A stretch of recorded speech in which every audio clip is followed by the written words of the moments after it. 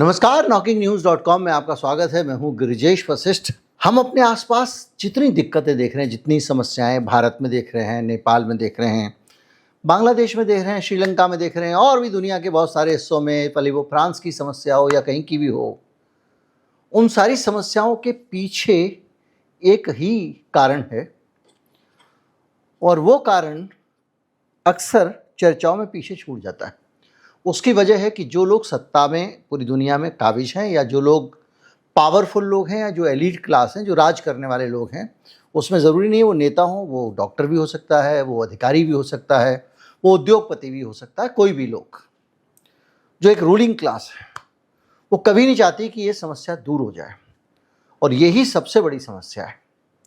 तो वो समस्या क्या है और उस समस्या को लेकर अब चिंता व्यक्त की है जो 14वें पोप हैं, पॉप लियो ने। पॉप लियो ने एक बड़ा गंभीर टाइप का भाषण दिया है। आपको सुनने में ये भाषण एक नॉर्मल लाइन लगेगी, लेकिन जैसे जैसे हम अंदर जाएंगे परिस्थितियों में, डाटा में, फैक्ट्स में, तब आपको समझ में आएगा कि ये पूरी दुनिया के बवाल हैं वो सिर्फ एक समस्या से जुड़े हुए हैं। समस्या क्या है इसको समझते हैं। उन्होंने कहा है कि पूरी दुनिया में जो गरीब आदमी है और अमीर आदमी है उसकी आय में असमानता तेजी से बढ़ रही है। भारत के केस में हम ये चिंता करते हैं। आप कहेंगे तो भाई गरीब गरीब हो रहा है, अमीर अमीर हो रहा है, 100 बार आप वीडियो में बता चुके हो, फिर बोर करने आ गए आप ना। पोप लियो ने जिसको उठाया है उसके बाद जब आप पूरी दुनिया को देखते हैं तो आपको लगता है कि इसको तुरंत नहीं रोका तो कल के दिन मेरा घर जल सकता है, मेरा शहर जल सकता है, मेरा देश जल सकता है। कोई भी कहीं पर भी लूट का शिकार हो सकता है, हत्या का शिकार हो सकता है, देश के देश डूब सकते हैं, क्रांतियां हो सकती हैं, कुछ भी हो सकता है। कैसे? सिलसिलेवार तरीके से चलते हैं। पोप ने कहा है कि जो असमानता है वो सीईओ बनाम मजदूर की जो असमानता है वो असहनीय हो गई है। कैसी हो गई? असहनीय हो गई है। उन्होंने कहा 60 साल पहले जो सीईओ होता था किसी कंपनी का वो कर्मचारी से 4 या 6 गुना कमाता था। अब ये अंतर 600 गुना तक पहुंच गया है। देखिए, ये पोप ईसाई धर्म के हैं। धर्म हमेशा इस तरह के शोषण, ऊंच नीच जो स्थापित परंपराएं हैं ना, उसको धर्म समर्थन करता है। इसलिए धर्म हमेशा दक्षिणपंथी होता है। लेकिन ये पोप जो कह रहे हैं, जब धर्म कह रहा है तो ये भी एक रिवोल्यूशनरी बात कर रहे हैं। दुर्भाग्य से ईसाई धर्म में ये अच्छी बात है कि वो कुछ नई चीज़ों को भी एडॉप्ट करते हैं। हमारे यहाँ नई चीज़ों को एडॉप्ट करते हैं लेकिन पुरानी चीज़ों को जस्टिफाई करने के लिए। पर मेरा इशारा यहाँ धर्मों की तुलना करने में नहीं है। पोप ये कह रहे हैं कि जो कॉरपोरेट का वेतन है वो बहुत ज़्यादा है। अभी इलॉन मस्क ने ये कहा कि वो $1 ट्रिलियन का वेतन लेंगे अपनी कंपनी से। इस पे पोप ने प्रतिक्रिया दी। उन्होंने कहा ये अत्यधिक लालच का एक उदाहरण है। उन्होंने कहा धन संपत्ति के असमान बंटवारे से बहुत सारे सामाजिक खतरे हैं और ये अपने आप में दुनिया को मुसीबत में डालने वाले हैं। अब ये जो मुसीबत शब्द है ना, हम इसको समझेंगे कि मुसीबत में दुनिया कैसे पड़ सकती है। एक आदमी बैठ के भाषण दे के चला जाएगा, नहीं नहीं नहीं, ये गंभीर चिंता है और ये चिंता पूरी दुनिया में सरकार में बैठे हुए लोग भी कर रहे हैं। लेकिन सरकार में बैठे हुए लोग उतना ही कर रहे हैं जब सत्ता में बैठा हुआ जो वर्ग है, एलीट वर्ग, उसको बुरा ना लगे, सिर्फ उतना कर रहे हैं। अब इन चिंताओं का आधार क्या है? पोप जो कह रहे हैं, इंस्टीट्यूट फॉर पॉलिसी स्टडीज़ के मुताबिक, थोड़ा आज जो वीडियो है वो एकेडमिक होने वाला है, लेकिन ये वीडियो आप देख लेंगे जो बच्चे यूपीएससी के एग्ज़ाम देने वाले बच्चे वगैरह देखते हैं, नोट्स वोट्स लेते हैं, उनके लिए इसमें बहुत अच्छी जानकारी होने वाली है। मेरे वीडियो को बहुत सारे ऐसे लोग देखते हैं। इंस्टीट्यूट ऑफ पॉलिसी स्टडी के मुताबिक स्टैंडर्ड एंड पुअर्स ने 500 कंपनियों में सबसे कम भुगतान वाली कंपनियों में औसतन सीईओ का वेतन भी 17.2 मिलियन पाया, यानी 1,70,00,000 से ज़्यादा वेतन पा रहे हैं उन कंपनियों में जो कम वेतन देती हैं अपने कर्मचारियों को।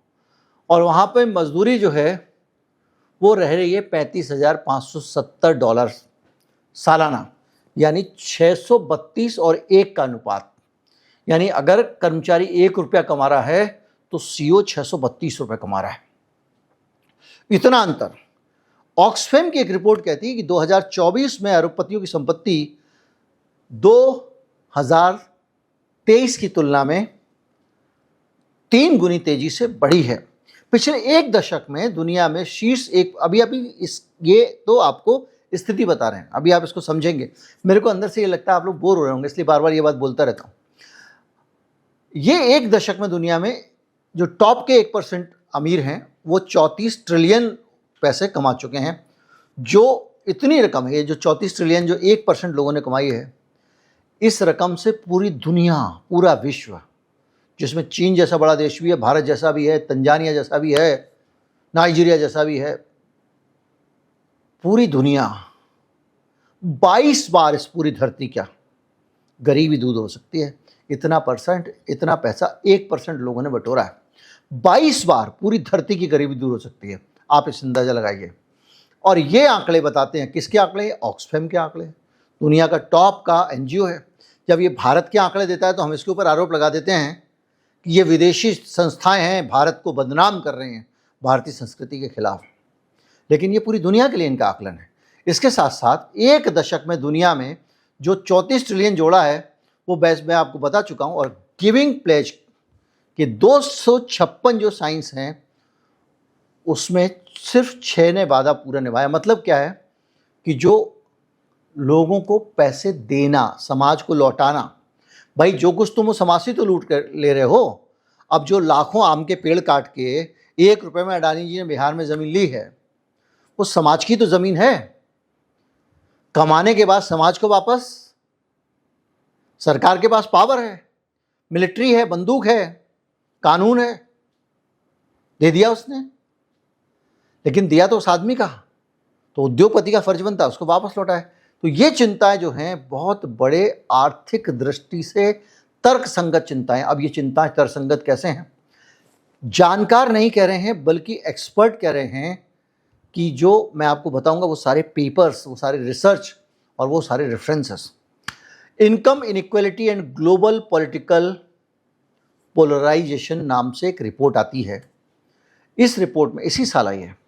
ये रिपोर्ट pmc.ncbl.nlm.nih पे पब्लिश हुई है। मैं इसकी स्क्रीनशॉट लगा दूंगा। ये रिपोर्ट कहती है कि ध्रुवीकरण से राजनीतिक तनाव और हिंसा बढ़ती है, जो आपने भी देखा नेपाल में। कैसे बढ़ती है समझाता हूं आपको। एक होती है आदमी का रिलेटिवली डिप्राइव होना, भाई दूसरे के पास में नहीं है, हमारे पास भी नहीं, चल जाता है। लेकिन जब आप देखते हो कि मेरा बेटा जा रहा है जिस जगह पे, जिस स्कूल में, उसी स्कूल में एक दूसरा बच्चा बाइक लेके आ रहा है 40 लाख रुपए की, और ये बच्चा ये देखता है कि मैं पूरी जिंदगी कमाऊंगा तो भी 40 लाख की बाइक नहीं खरीद सकता, चाहे मैं कितना भी अच्छा काम कर लूं, तो इसके मन में क्या विचार आएगा? इसके मन में विचार आएगा कि ईमानदारी से तो पैसे कमाए ही नहीं जा सकते, क्यों ना मैं इससे छीन लूं। पहली चीज। दूसरा शोध पाया गया कि सामाजिक असंतोष और हिंसा के मामलों में वृद्धि होती है क्योंकि अमीर और गरीब का गैप बढ़ता है, और ये हिंसक संघर्ष का कारण बनता है। कैसे? हमने नेपाल में देखा। बच्चे पढ़ रहे हैं, लिख रहे हैं, अपनी तरफ से कुछ करना चाह रहे हैं, लेकिन कुछ कर नहीं पा रहे हैं, नौकरियां मिल रही हैं। वहीं पे वो देख रहे हैं दूसरी तरफ कौन, नेपो किड्स की उन्होंने बात की, बड़े लोगों के बच्चे, उनको अपने आप सब कुछ मिल जा रहा है। जय शाह, जिसको ज़्यादातर बच्चे स्कूल में बुली कर देंगे अगर वो बड़े आदमी का बच्चा ना हो, वो जिस तरह का बालक है उसका, मैं ये नहीं कहूँगा वो बहुत तेज़ होगा, उसने लाखों करोड़ों रुपए उसने बना लिए थे नोटबंदी में, याद कीजिए, ऐसे हवा में पैसे बनाए थे। पापा जी ने बनाया, उसने बनाया, मुझे नहीं पता, मैं क्यों बोलूं।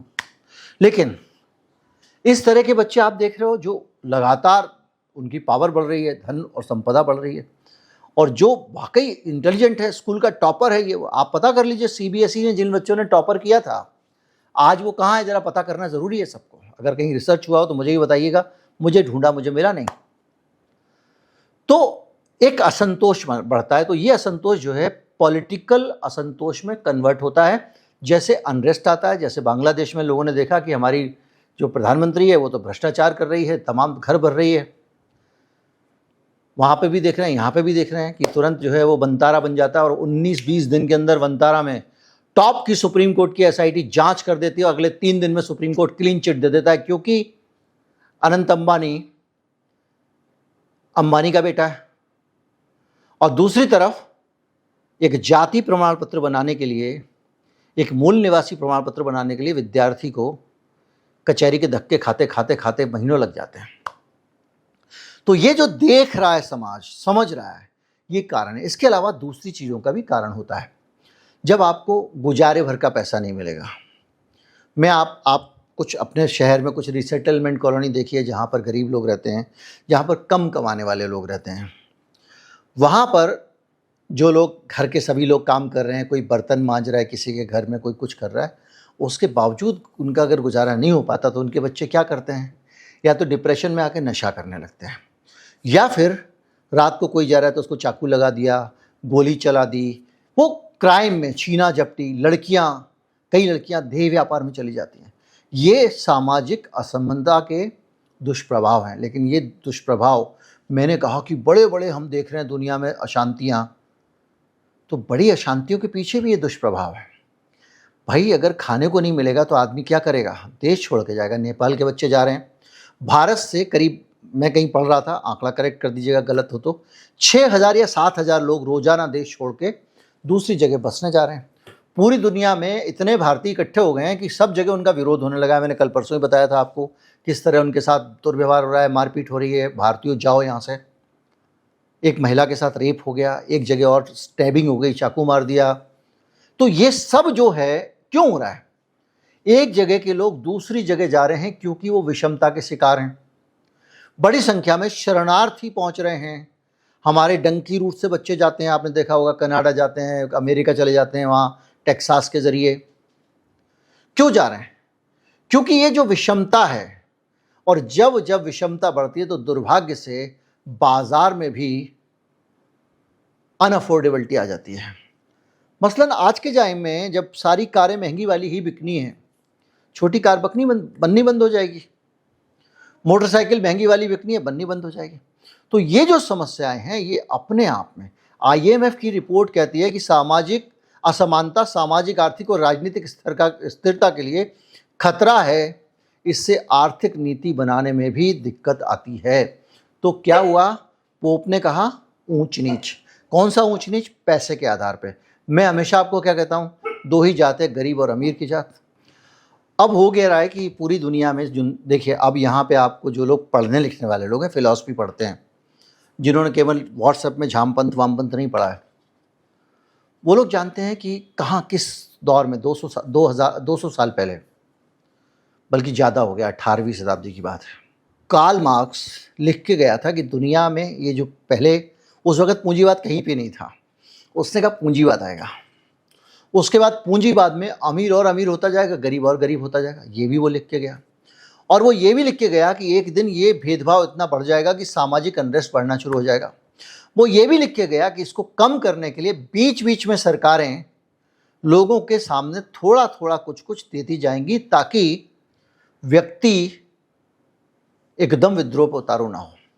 लेकिन वो जो पूंजीपति है, जो अडानी अंबानी है, बिल्कुल, अब आप कह रहे होंगे मैं कम्युनिस्टों वाली बात कर रहा हूँ, लेकिन एक आइडियोलॉजी, एक थॉट प्रोसेस है। अगर यहाँ पे मैं रामायण की बात कर रहा होता तो वो आपको बता रहा होता। जो अमीर होते जाएंगे वो अपना पैसा नहीं छोड़ेंगे, तो सरकार क्या करेगी? सरकार अपनी तरफ से पैसा देगी, कर्जा लेके आएगी, टैक्स लगाएगी और कोशिश करेगी कि इस असंतोष को कम किया जाए। तो ये काम शुरू हो गया है। भारत से शुरुआत करते हैं। अभी हाल में आपने क्या देखा?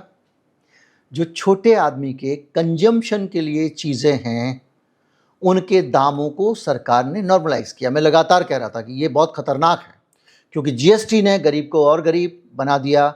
और सरकार ने जीएसटी इसलिए लगाया कि हर आदमी से टैक्स वसूलो, ताकि अमीरों से टैक्स कम लेना पड़े। क्योंकि अमीर सत्ता पे काबिज रहते हैं, कंट्रोल रखते हैं, हर जगह उनके लोग रहते हैं, वो जानते हैं दुनिया को कैसे चलाना है। और नेताओं को भी इलेक्टोरल बॉन्ड दे के, इलेक्टोरल बॉन्ड तो बहुत नंबर 1 का तरीका है, 2 टुकड़े भेज के उनके इलेक्शन फंड करके कंट्रोल में रखते हैं। अधिकारियों को भी कंट्रोल में रखते हैं। सरकार से कह के लेटरल एंट्री से अधिकारियों को अंदर घुसवा देते हैं। अदालतों के फैसले आपके सामने आ ही रहे हैं। तो ये सब चीज़ें जो हैं, ये जो असमानता बढ़ती जाती है, ये उस ज़माने में वो आदमी लिख के चला गया था। तो सरकार क्या करती है, असमानता से जो गुस्सा आता है उसको कंट्रोल करने की कोशिश करती हैं, और उसको कंट्रोल करने के लोगों को कुछ कुछ देती जाती हैं। जैसे भूखा आदमी हथियार ना उठा ले तो हम उसको अनाज दे देंगे, मुफ्त का अनाज। लेकिन मुफ्त का अनाज देने से प्रोडक्शन नहीं बढ़ेगा। उद्योगपति भी अब पैसे कमाने के लिए इन लोगों से पैसे लेने के चक्कर में ही नहीं है, वो चाहते नहीं है कुछ खरीदें, लेकिन सरकार चाहती है कि नीचे वाले तबके के पास में पैसे जाना चाहिए। तो क्या हो रहा है, कंजम्पशन आधारित इकोनॉमी बनाने की कोशिश हो रही है। आम आदमी जो है वो कुछ खर्चा करे। तो क्या किया, जीएसटी कम किया। तो क्या किया, पीएम किसान योजना लेके आए। तो क्या किया, मनरेगा आया, नरेगा आया। सरकार में अंतर मत करिए, पहले भी वही थी, ये भी वही है। और इन्होंने किसानों की जेब में कुछ पैसे डालने शुरू कर दिए, क्योंकि उद्योगपति पैसा देगा नहीं, और अगर लोगों के पास पैसे नहीं रहे, लेकिन जो पैसे आपने यहाँ डाले वो तो वहीं चले जाएंगे ना। मेरे को आपने पैसे दिए, मैंने बाजार से सामान खरीदा, मेरे पैसे गए, और वो पैसे बीच बीच में थोड़े थोड़े बढ़ते जाएंगे। लेकिन मेनली कौन कमाएगा, उद्योगपति। कौन, पूंजीपति कमाएगा। तो ये जो समस्या है, इससे हल निकालने के लिए मैंने भारत का आपको उदाहरण दिया। चीन में भी यही हो रहा है। चीन ने जो पर्सनल इनकम टैक्स होता है उसमें छूट दी है, क्योंकि चीन भी है तो पूंजीवादी पैटर्न पे ही चल रहा है। भले ही वो एक समाजवादी कहलाने वाला देश हो, कम्युनिस्ट पार्टी का शासन हो। तो वहाँ क्या हो रहा है कि व्यक्तिगत आयकर में छूट दे दी है, निचले तबकों को इनकम टैक्स में छूट दे दी है, जिनकी खर्च करने की क्षमता नहीं है। यानी वहाँ पर भी जिसने दुनिया में गरीबी खत्म करके दिखाती थी, अकेला देश था। 20 साल में ये नौबत आ गई है कि उस देश में आम लोगों के पास पैसा नहीं है, सरकार को राहत देनी पड़ रही है। ऑटोमोबाइल और इलेक्ट्रॉनिक सेक्टर को बढ़ावा दिया जा रहा है वहाँ पर, और ट्रेड इन प्रोग्राम लागू किए गए हैं। अब ट्रेड इन प्रोग्राम क्या होते हैं, ट्रेड इन प्रोग्राम होते हैं, भैया पुरानी कार लाओ, नहीं ले जाओ, सरकार कर रही है इसको आयोजित। पुराना एसी लाओ, नया ले जाओ, ताकि कुछ माल बिकेगा तो अर्थव्यवस्था चलेगी और लोगों के पास कुछ पैसे होंगे। तो इस तरह से बाजार में अब तो वो तो कमा लिया उद्योगपति ने, वो तो 600 गुना तनख्वाह ले रहा है सीईओ। लेकिन जो आम आदमी है उसके पास कुछ पैसे रहेंगे तभी तो सीईओ 600 गुना ले पाएगा। तो इसको कहीं ना कहीं से पैसे दे जाओ। तो चीन की सरकार कर रही है, स्पेशल एक्शन प्लान बनाया इसी साल चीन ने, जिसमें मजदूरी बढ़ाने, रोजगार का समर्थन, पेंशन और स्वास्थ्य बीमा सुधार के उपाय शामिल किए गए हैं। क्योंकि उनको भी पता है, जो, और वो तो उनको ज़्यादा पता है कि वो तो कम्युनिस्ट हैं, वो तो मार्क्स को ही पढ़ने वाले आदमी हैं, कि गरीब और ज़्यादा गरीब होगा तो किसी दिन मार डालेगा सबको, एक तरफ से कर लेगा कब्जा सत्ता पे। इन्होंने भी तो ऐसे ही किया था। माओ ने क्या किया था। खैर, अमेरिका ने भी, जो पूंजीवाद का पितामह है, उसको भी डर लग रहा समान थे। 2016 के tax cut and jobs cut act में बाकायदा प्रावधान किए, जिसमें टैक्स रेट कम किए गए और उपभोक्ताओं को खर्च के लिए अधिक धन दिया जा सके, इसके इंतज़ाम किए।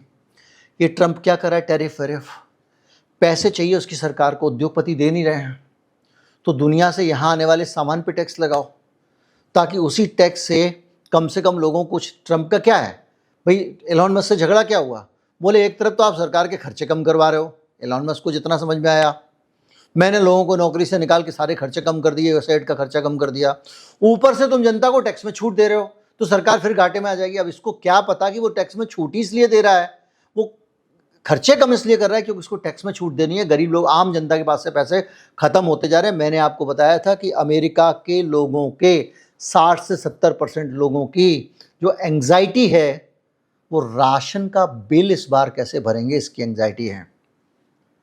पूरा वीडियो था, याद होगा आपको। अब हालत यह है कि वहाँ पर लोगों के अंदर खरीद क्षमता बढ़ाने की बात हो रही है। देखिए, सब जगह कंजम्पशन बेस्ड काम चल रहा है, खपत बढ़े। भारत में देखा, चीन में देखा, अमेरिका में देखा, और वहाँ पर क्रेडिट दी जा रही है, इनकम टैक्स में कटौती की जा रही है अमेरिका में। और घरेलू निवेश को प्रोत्साहित करने के लिए जो लोग बिजनेस कर रहे हैं उनको टैक्स में रिबेट दे रहे हैं, ताकि भैया कुछ पैसा जनता के पास आए। इनका सब छीन लिया उसने, अब जिसने छीना वो तो मेरा भाई है, उसको लौटाने को कह रहा हूं तो वो लौटाएगा नहीं, मना करता है। तो मैं क्या करूं, मैं ही इसको कुछ पैसे दे दूं, नहीं तो ये मेरे भाई को पटक के मारेगा। सरल सी बात है। सरकार पूंजीपति की रक्षा के लिए जनता को पैसे देती है कि कहीं ऐसा ना हो कि इसका सब कुछ इस पूंजीपति ने छीन लिया है, इसका दिमाग जाग गया, तो ये तो एक है, ये 100 करोड़ है, 50 करोड़ है, 20 करोड़ है, 5 करोड़, 10 लाख, 20 लाख हैं, मारेंगे पकड़ के। तो मैं इसको पैसे दे दूं ताकि मेरा भाई बचा रहे। फ्रांस, जर्मनी और यूके में जो अपर क्लास है, अमीर लोग हैं, पूंजीपति हैं, उनके ऊपर इनकम टैक्स की बाकायदा दरें बढ़ाई गई हैं और उपभोक्ताओं को स्टिमुलस पैकेज दिए जा रहे हैं, नकद सहायता दी जा रही है। बाइडेन ने कैश पैसे दिए थे अपने यहां के लोगों को ताकि मार्केट में फ्लो बढ़े। वैट की दरों में छूट दी गई है, कटौती की गई है ताकि लोग, जर्मनी, फ्रांस, यूरोप की बात कर रहा हूं, ताकि लोग फिर से कुछ कंज्यूम करना शुरू कर दें। सामाजिक सुरक्षा की नीतियां भी ला रहे हैं। तो ये आप एक सीन देखिए कि किस तरह से समाज में अमीर और गरीब के बीच की जो खाई बढ़ रही है, वो खाई कितनी खतरनाक है। सड़कों पे खून बहता है उससे, ये भी आपने जाना। और उससे बचने के लिए सरकारें क्या क्या तरीके अपना रही हैं। इनकम एंड कंजम्पशन टैक्स दोनों में छूट दी गई, नगद सहायता दी गई, खर्च प्रोत्साहन किया गया। इस तरह के बहुत सारे लाभ जनता को कम किए जा रहे हैं, दिया जा रहा है। प्रगतिशील कर प्रणालियां लाई जा रही हैं ताकि सरकार का राजस्व बढ़े और आम लोगों को थोड़ी राहत मिले। सामाजिक सुरक्षा और वेलफेयर के प्रोग्राम चलाए जा रहे हैं ताकि उनको भाई फ्री में इलाज कर दो, ऐसे NIH है सब लगा के, क्योंकि यूके में इलाज बहुत महंगा है। इसी तरह से बुजुर्गों को पेंशन, हमारे यहाँ पे देखिए, हमारे यहाँ ये उल्टी चाल चल रहे थे, अभी मैंने आपको बताया था। अब ये ओल्ड पेंशन लेके आएंगे, आप देखना, जैसे इन्होंने GST कम किया। हमारे यहाँ जितनी भी सामाजिक सुरक्षा की स्कीमें थी, इन्होंने मुफ्तखोरी रेवड़ी कह के इसको बंद कर दिया। अब इनको समझ में आ रहा है कि जब जनता के पास पैसे जाने ही बंद कर दोगे सरकार की तरफ से, डायरेक्ट ट्रांसफर स्कीम ये वो करके, सब्सिडी बंद कर दी, गैस में सब्सिडी बंद कर दी, वो बुजुर्गों को आज तक रेलवे कंसेशन लटकाया हुआ है। तो क्या हुआ कि जनता के पास जो पैसे जा रहे थे, तो जनता, भाई पैसे कहीं से भी आमद कम हो तो खर्चा तो होगा ना। अब सोचिए आप कितना इन्होंने टैक्स लगा दिया था कि GST हटते ही जो इन्होंने लगाई थी, दूध का दाम 2 रुपये लीटर कम हो रहा है, हो गया है, मेरे ख्याल से 22 तारीख को हो जाएगा। आप कल्पना कीजिए। तो वो जब वैसे 2 रुपये है, लेकिन जब महीने का राशन लाते हो, पहले 2000 में काम हो जाता था, 5 साढ़े 5 हज़ार में नहीं हो रहा है। तो जब वो 5.5 हज़ार में काम नहीं हो रहा है और आपकी आमदनी तो उतनी है, मैं देखता हूँ मेरे आसपास काम करने वाले सिक्योरिटी गार्ड वगैरह सब कुछ लोग हैं, उनकी सैलरी जाके 7-8 साल में 30% बढ़ी होगी, ज़्यादा से 40%, यही चल रहा है। तो वो जब पैसा नहीं होगा तो असंतोष आएगा। उसके बुढ़ा आदमी तो बेचारा झेल लिया, अब जो उसके नौजवान हैं वो कह रहे हैं यार हमको भविष्य में कुछ कैसे नहीं हो सकता, हम पूरी जिंदगी कुदाल क्यों लगाएंगे। अब तो दिक्कत और होने लग गई, उस लड़के को पढ़ने को भी नहीं मिल रहा है। पहले सब एक जैसे माहौल में पढ़ते थे, इंदिरा गांधी के ज़माने तक ज़्यादातर लोग सरकारी स्कूल में पढ़ते थे, ज़्यादातर लोग सरकारी अस्पताल में इलाज कराते थे। अब बदल गया सीन, पैसे लाएं कहाँ से। तो जब पैसे नहीं होते हैं तो सामाजिक असंतोष आता है। इसीलिए न्यूनतम मजदूरी और श्रम कानून भी बदले जा रहे हैं, शिक्षा और कौशल विकास का काम भी हो रहा है, फाइनेंशियल इंक्लूजन की बात हो रही है, गांव में, इलाके में बैंक लोन वोन से सबको सहायताएं दी जा रही हैं, निवेश और आर्थिक अवसरों को व्यापक बनाने की बात हो रही है, ज़्यादा से ज़्यादा लोग बिजनेस कर सकें, ये कर सकें, पैसा लगाएं, रोजगार नीति वगैरह सब कुछ बदली जा रही है। और सबसे ज़्यादा काम कर रहे हैं कौन से देश? OECD वाले देश। अब ये कौन से देश होते हैं? OECD वाले देश जो होते हैं वो होते हैं organisation of economic cooperation and development, इसका नाम है। इसमें सारे विकसित देशों का संगठन है, दुनिया भर के सारे बड़े देश। इसमें भारत, चीन वीन नहीं है, विकसित देश है। अब ये लोग जो हैं अपनी यहाँ कल्याणकारी योजनाएं लागू कर रहे हैं, क्योंकि सबसे ज़्यादा डर इन्हीं को लग रहा है। इन्हीं के यहाँ उतार चढ़ाव, ऊंच नीच बहुत ज़्यादा है। हमारे यहाँ तो नए नए बुलबुले निकले हैं, अडानी अंबानी जैसे, और ये जो बुलबुले हैं ये कब फूटेंगे कोई नहीं जानता, जनता कब फोड़ देगी कुछ नहीं पता। तो वहाँ का जो सीन है वहाँ खतरनाक है। तो वो सबसे ज़्यादा इसमें डेवलपमेंट कर रहे हैं, बदलाव ला रहे हैं। एक ऐसा एनवायरनमेंट पूरी दुनिया में हो रहा है जिसमें सारी की सारी सरकारें दुखी बंधी हुई है और पोप ने उसी की तरफ इशारा किया है। वो आदमी ये कह रहा है कि भैया संभल जाओ, वरना एक देश में, दूसरे में, तीसरे में, अभी ये जो सिम्टम्स है, ये शुरुआती सिम्टम्स है, छोटे मोटे नेपाल की क्रांति, इनको ये सरकार सहायता देके ख़त्म कर देगी, फिर ये पैसा भी ख़त्म हो जाएगा, फिर सरकार के पास भी पैसे नहीं रहेंगे। 25, 30, 40 साल लगेगा, लेकिन दिशा में उसी से पढ़ रही है दुनिया। और इसीलिए जो पढ़ने लिखने वाले, समझदार, सामाजिक संदर्भों को समझने वाले लोग हैं, रोज़ चेतावनी दे रहे हैं। मैंने बताया कितने NGOs लगातार रिपोर्ट दे रहे हैं, भैया देखो इतना बढ़ रहा है, समझ जाओ। सरकारें अब उसको मैनेज करने की कोशिश भी कर रही हैं, लेकिन समस्या क्या है? समस्या है असमानता की समस्या, गरीब के और गरीब, अमीर के और अमीर होने की समस्या। और इस समस्या का जो तोड़ है वो है जनोन्मुख नीतियां बनाना। और पूंजीवादी सरकारों से इसकी उम्मीद कम की जाती है, क्योंकि उनको ये गलतफहमी होती है पैसे की दम पे इलेक्शन जीता जा सकता है, ये गरीब भुक्खड़ 100 रुपए के पौए में मुझे वोट दे देगा। तो ये गलतफहमियां जब दूर होनी शुरू होती हैं तब कुछ बदलता है, तो बदलता है। लेकिन आमतौर पे दुनिया जिस मुकाम पे पहुंचती है इसको पहले ही बताया जा सकता है, बताया जा चुका है। उम्मीद करता हूं कि ये पूरी दृष्टि दुनिया की आर्थिक स्थिति पर आप डाल चुके होंगे। नमस्कार, जय हिंद।